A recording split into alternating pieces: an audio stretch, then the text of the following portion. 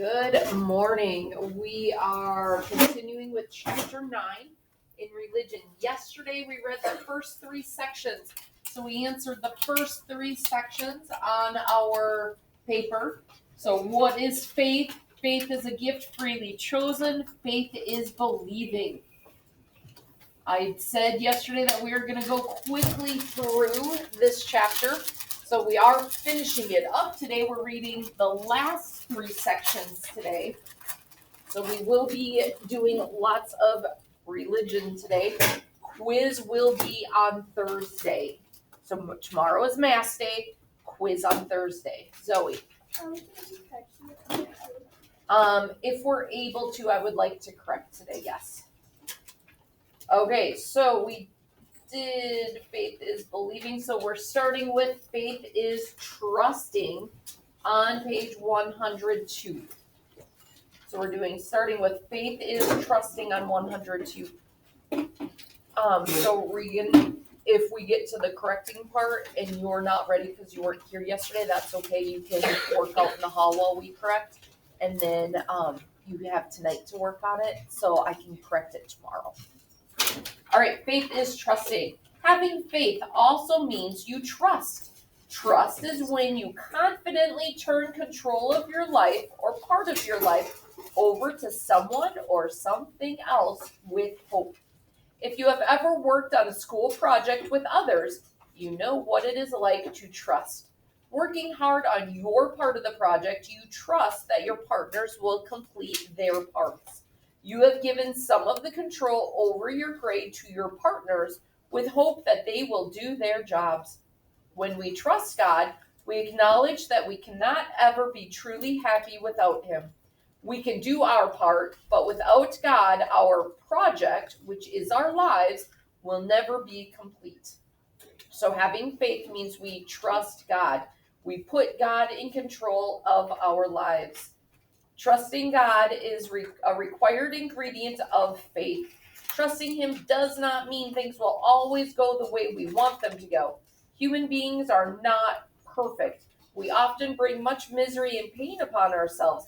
By trusting God and allowing Him to lead our lives, we will give and receive more joy and happiness in this world and in the next. So even though we're trusting in God, things can still happen. It's not going to be all sunshine and roses. There can still be things that happen. I assure you that if you have faith as big as a mustard seed, you can say to this hill, go from here to there, and it will go. You could do anything. Matthew chapter 17, verse 20. Think about it. Being a faith-filled person does not mean all your questions will be answered. It also does not mean that you will never have another doubt. God is mysterious. It is part of your human nature to ask questions about who He is and about our faith in Him. But your questions can bring you closer to God. How could bringing your doubts and questions to God in prayer be helpful in your spiritual life?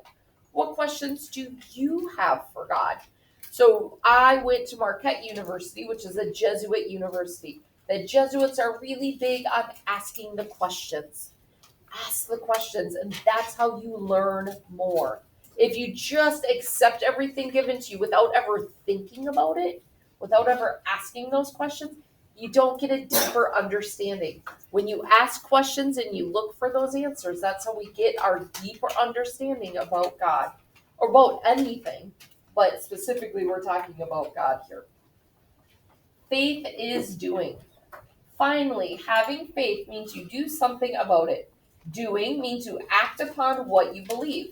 In fact, without the doing, someone could argue that you don't have faith at all. You may have heard the saying, the proof is in the pudding. This means we see the true significance of ideas or beliefs when they are put into action. This applies to faith too. Your actions make real your belief and trust in God. The letter of James says it best as follows. My friends, what good is it for one of you to say that you have faith if your actions do not prove it? Can that faith save you? Suppose there are brothers or sisters who need clothes and don't have enough to eat. What good is there in your saying to them, God bless you, keep warm and eat well, if you don't give them the necessities of life. So it is with faith. If it is alone and includes no actions, then it is dead. That was chapter 2, verses 14 to 17. You can't just say it, you have to do it. You can't just say, oh, I hope the people that are hungry get enough food. You have to follow it up with actions. Donate to the food shelf. Okay, follow it up. You can't just say, I have faith in God without doing the prayer, without speaking with God, without truly believing in Him, without having faith that He will be there. You can't just use the words. You have to follow through. You have to actually put your actions where your mouth is. Faith in God alone. Christianity is monotheistic, meaning we believe in only one God. Mono means one. So monotheistic is belief in one God. Yet, even we who call ourselves Christians do not always completely place our trust in God alone. Instead, we sometimes look to money or worldly power for our protection. We can also spend too much time and attention trying to get lots of stuff. We begin to think we can be happy only when we have the best sports equipment, the newest video games, or whatever new thing catches our eye. Those things become like false gods when we forget that our true happiness can be found only in God. None of us is perfect, but as our faith in God grows, we will not allow anyone or anything to substitute for Him. God is our true home, and we will be truly satisfied only by doing His will and being with Him. Israel, remember this: the Lord and the Lord alone is our God. Deuteronomy chapter 6, verse 4. Every time we celebrate Mass, we offer our petitions or requests in what is called the prayer of the faithful. Here we ask God to fulfill our needs. In doing so, we trustfully place our needs in God's hands. Does not mean that we expect God to give us all that we ask for. God does not grant our every wish.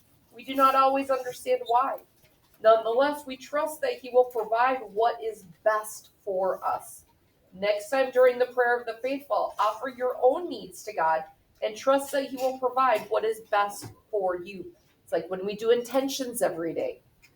I always say, what intentions do we have for our prayer today? Intentions are the prayers of the faithful. God doesn't always give us the answer that we want, but He does give us the answers.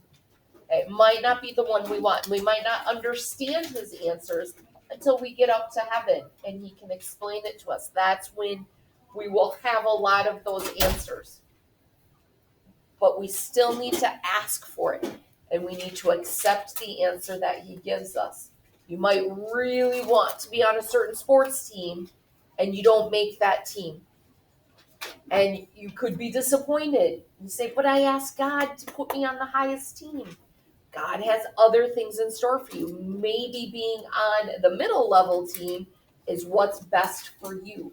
I know with Rosa, she loves soccer, but she really wanted to be on the high team, and she was put on a lower team, and it ended up being what was best for her because she said, you know what, Mom? I think school is more important to me than soccer. I want to make it into a good school based on my grades, not trying to get a soccer scholarship. Because if I get a soccer scholarship, it means I really have to put all of my focus and energy into soccer. And I really like soccer, but not that much.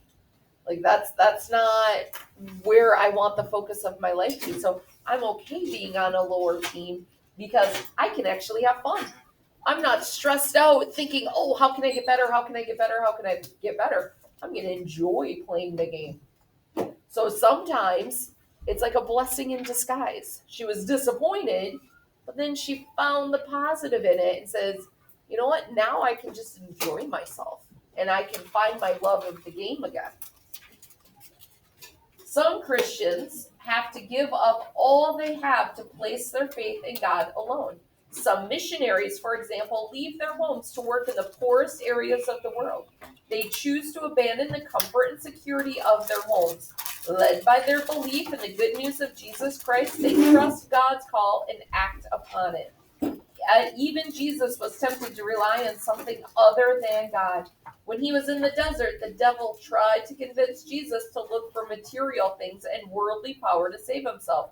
Jesus replied, "Go away, Satan. The scripture says, worship the Lord your God and serve only him." Matthew chapter 4, verse 10. After I graduated college, I decided not to get a job right away.